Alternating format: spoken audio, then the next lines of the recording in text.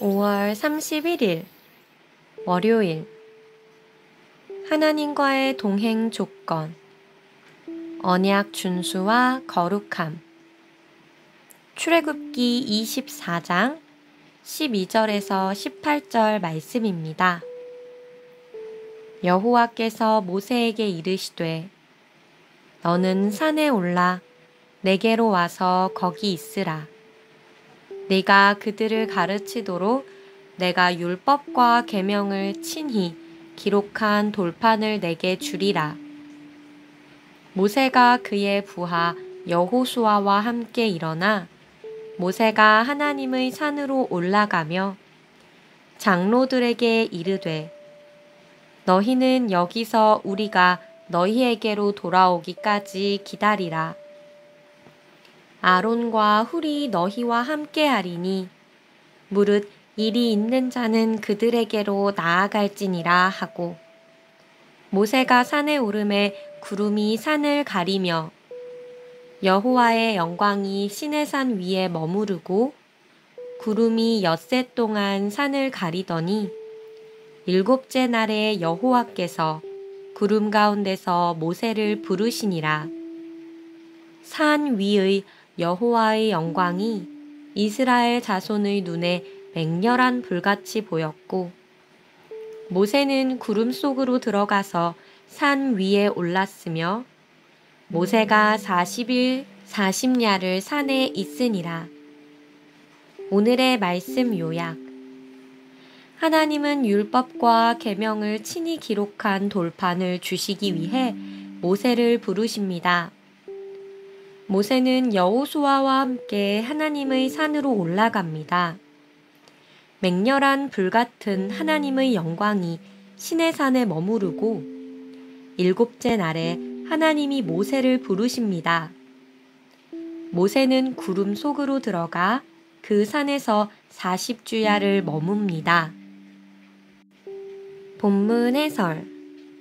율법과 계명을 기록한 돌판. 하나님과의 동행은 언약의 말씀에 기초합니다. 하나님은 율법과 계명을 친히 기록한 돌판을 주시기 위해 모세를 다시금 시내산으로 부르십니다. 모세는 백성을 아론과 훌에게 맡기고 여호수아와 함께 시내산으로 향합니다. 그가 하나님께 받을 돌판은 법 조항이 새겨진 문서 이상의 의미를 가집니다. 이 돌판은 장차 하나님의 지시에 따라 건립될 성막의 심장이라 할 수 있는 지성소의 증거궤 속에 놓일 것입니다. 이는 성막을 통한 하나님과 이스라엘의 동행은 이스라엘이 언약의 말씀에 충실할 때만 가능하다는 것을 상징합니다. 이 점은 구약시대뿐 아니라 신약시대에도 마찬가지입니다. 언약의 말씀을 듣고 힘써 순종할 때 하나님과 동행하는 복을 누립니다. 하나님이 모세를 다시금 시내산으로 부르신 이유는 무엇인가요? 언약의 말씀을 따라 살아갈 때 가정과 공동체는 어떻게 변화될까요?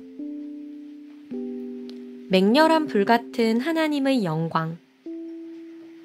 하나님과의 동행은 거룩함을 요구합니다. 모세를 처음 부르실 때 하나님은 떨기나무를 태우지 못하는 불 속에서 나타나셨습니다. 시내산 언약 체결 후 다시 나타나실 때는 백성의 눈에 하나님의 영광이 맹렬한 불같이 보입니다.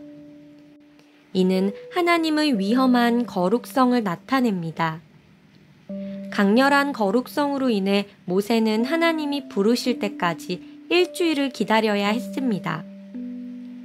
오늘날 우리는 하나님의 은혜와 사랑을 너무 강조한 나머지 하나님이 거룩하신 분이며 그분과 동행하기 위해서는 우리도 거룩해야 함을 놓치곤 합니다. 거룩함이 거려된 신앙은 참 신앙이 아닙니다. 시내산 언약 체결에서 이스라엘 백성의 눈에 하나님의 영광은 어떻게 보였나요? 나는 하나님의 은혜에 걸맞는 거룩함을 어떻게 갖출 수 있을까요? 오늘의 기도. 뜻하신 바를 모세에게 알리시는 하나님. 기다림 끝에 하나님께 돌판을 받을 모세.